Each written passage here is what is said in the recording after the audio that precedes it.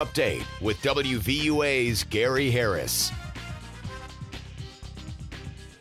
The Oakland Raiders are expected to release linebacker Rolando McClain, number 55, in the white jersey, who they selected with the 8th overall pick of the first round in the NFL draft in 2010. The former Alabama All-American was expected to be a 3-down linebacker for Oakland, but he's never lived up to his potential there.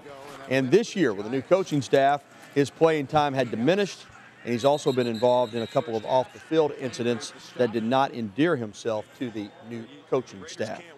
And good evening, everyone. The countdown to kickoff in Atlanta is on. The SEC championship game at the Georgia Dome between Alabama and Georgia, ranked number 2 and 3 respectively, is now about 21 hours away. The Crimson Tide seems to be having a very good week of practice.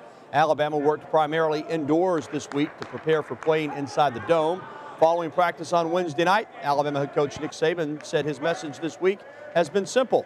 Just play your game, be who you are. I think the big challenge here is for the players to just be who you are. You know, be who you are. Don't surrender to all the hype around the game or what anybody's saying about the game, but the challenge is to play your best football, to focus on the things that you need to do. You know the formula of what you've done in the past, and every individual doing that is going to help us be a good team against a very good team. I don't think there's a big key in anything. Like I said, it's another game. I think that's what hurt us, back last year in the LSU game. We tried to make the game bigger than what it was. It's just another game. It's just another Saturday. Go out, play, do our job, execute the plays, and let the chips fall where they fall. No surprise here, former LSU defensive back, the Honey Badger Tyrann Mathieu will enter the NFL draft with no option to return to LSU. The former Tigers All-American will try his hand in the National Football League despite having to sit out all of the 2012 season after being dismissed following several failed drug tests. Mathieu could have transferred to an FCS school in 2012 and been eligible to play immediately this past season, but he chose not to take that route. And now some very sad news. Former Prairie View, Alabama A&M, Miles College, Alcorn State, and Stillman College head football coach Theo Danzy passed away at Trinity Baptist Hospital in Birmingham on Wednesday at the age of 82. It was my pleasure to host Stillman Tiger football this week with Coach Danzy for 5 years, from 2000 to 2004. He was named head coach at Stillman in 1999 when the college brought back football.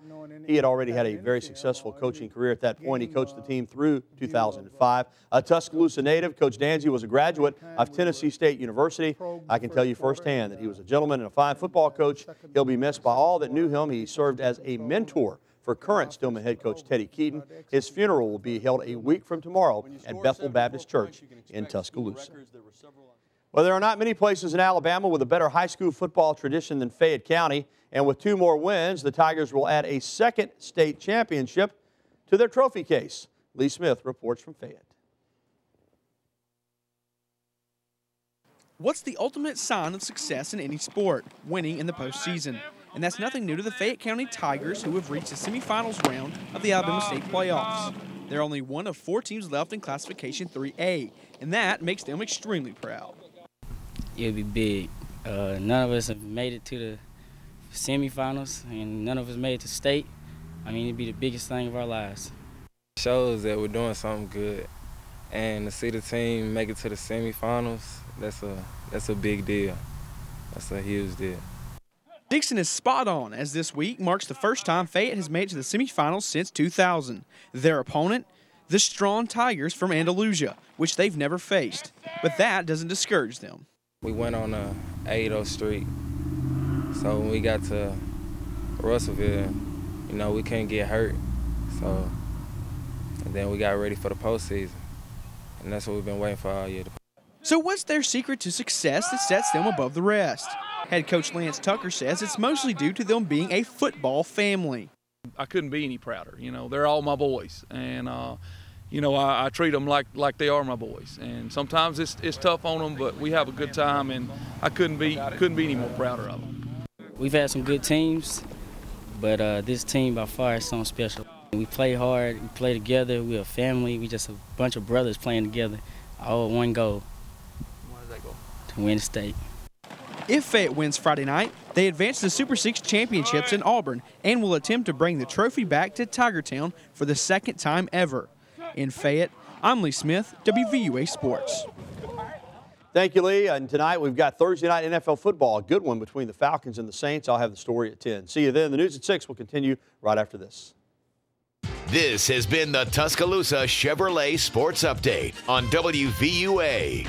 Roll, Chevy, roll.